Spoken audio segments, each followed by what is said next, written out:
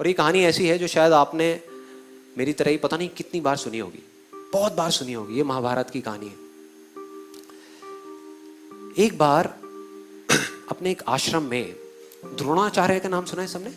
द्रोणाचार्य, उन्होंने 5 पांडवों को बुलाया किसी चीज के लिए, और जहां वो लोग खड़े थे, जहां पर वो गुरु द्रोणाचार्य खड़े थे और साथ में वो 5 पांडव खड़े थे, उसके सामने एक नदी थी, उसके सामने एक पेड़ के ऊपर एक बर्ड को रख दिया, एक लकड़ी की बर्ड को, लकड़ी के पक्षी को रख दिया, और उन 5 को बोला कि जा करके इस पे निशाना लगाना है, निशाना लगाना है इसकी आंख पे, इसकी आंख पे निशाना लगाना है।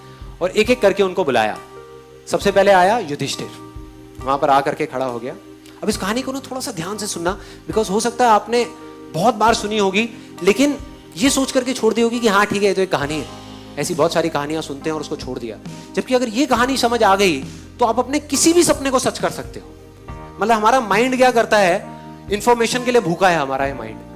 वो चाहता है कि मैं सब जगह से इंफॉर्मेशन इकट्ठी कर लूं, मैं और जान जाऊं और जान जाऊं और जान जाऊं। जबकि सच में अगर कुछ करना है तो कम जानना है और जितना जानना है उस पर फोकस करना है। एक्चुअल में जो रियलिटी, हम सिर्फ जानने के लिए भाग रहे हैं कि और 4-5 वीडियोस देख लूं और कुछ देख लूं और 10-15 बुक्स पढ़ लूं और गूगल पे कुछ सर्चिंग कर लूं और कुछ जान जाऊं। जितना जानते जाओगे उतना ही कंफ्यूज होते चले जाओगे। तो इस कहानी को ध्यान से समझना। सबसे पहले युधिष्ठिर आया, आ करके वो निशाना लगाने लगा। तो गुरु द्रोणाचार्य ने उनसे पूछा कि तुम्हें क्या दिख रहा है?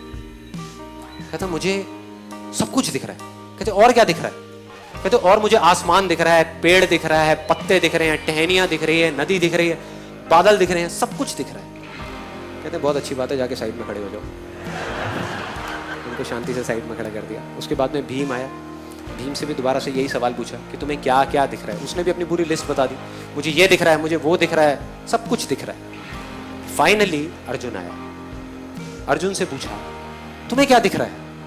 अब उनमें और अर्जुन में हल्का सा फर्क यह था कि अर्जुन की बॉडी में कुछ भी मूवमेंट नहीं हुई, मतलब पलक तक नहीं झपकाई, और ऐसे जाकर के वो खड़ा हो गया अर्जुन। और उससे पूछा गुरु द्रोणाचार्य ने कि तुम्हें क्या दिख रहा है? मुझे बर्ड की आंख दिख रही है, मतलब इस पक्षी की आंख दिख रही है। गुरु ने थोड़ा सा उसको हिलाने की कोशिश करी, बोले ध्यान से देखो कुछ और भी दिख रहा होगा, और भी बहुत सारी चीजें वहां पे। नहीं गुरुजी, मुझे सिर्फ उस पक्षी की आंख दिख रही है और कुछ भी नहीं दिख रहा। कहते चलाओ बाण। उसने बाण चलाया और सीधा जा करके उस पक्षी की आंख में। ऐसा क्यों?